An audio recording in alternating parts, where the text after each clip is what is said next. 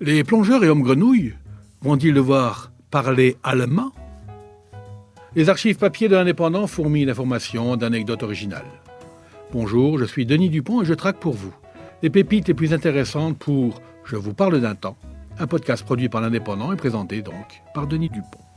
Janvier 1967. Pour mieux travailler dans les profondeurs, l'allemand, aux rudes consonances, va devenir la langue des plongeurs. Le français fut et demeure encore la langue des diplomates. L'anglais est devenu celle des marins et des aviateurs, mais la technique et la science, qui s'étendent à tous les domaines, viennent de fournir une démonstration surprenante. Les consonances germaniques sont celles qui permettent le mieux à des plongeurs opérant en grande profondeur de se comprendre entre eux. Qu'est-ce que c'est que cette histoire ? Cette constatation, poursuit l'article, a été faite en Allemagne fédérale, quasi par hasard, par un médecin français, le docteur Pierre Cabarrou.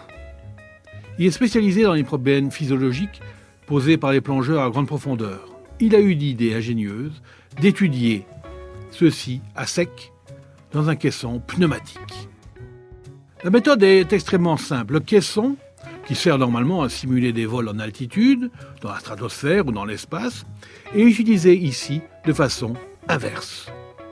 Une fois que les plongeurs, munis de leur combinaison, appareils respiratoires et ont été enfermés, on bourre le caisson d'air comprimé, fournissant une pression analogue à celle régnant sous la mer.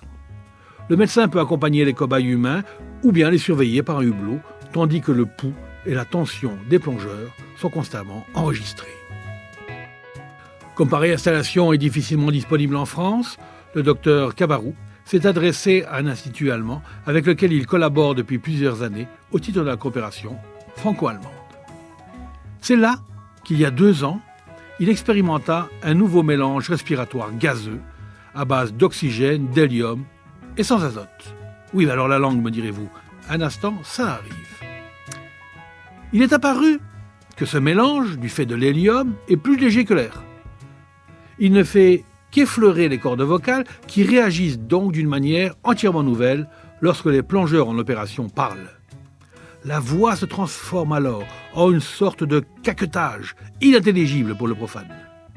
En revanche, lors d'une expérience entreprise avec un collègue allemand dont il employait la langue, il remarqua que les consonances germaniques passaient mieux que les françaises et qu'il suffisait de 3 heures seulement pour s'exprimer de façon intelligible.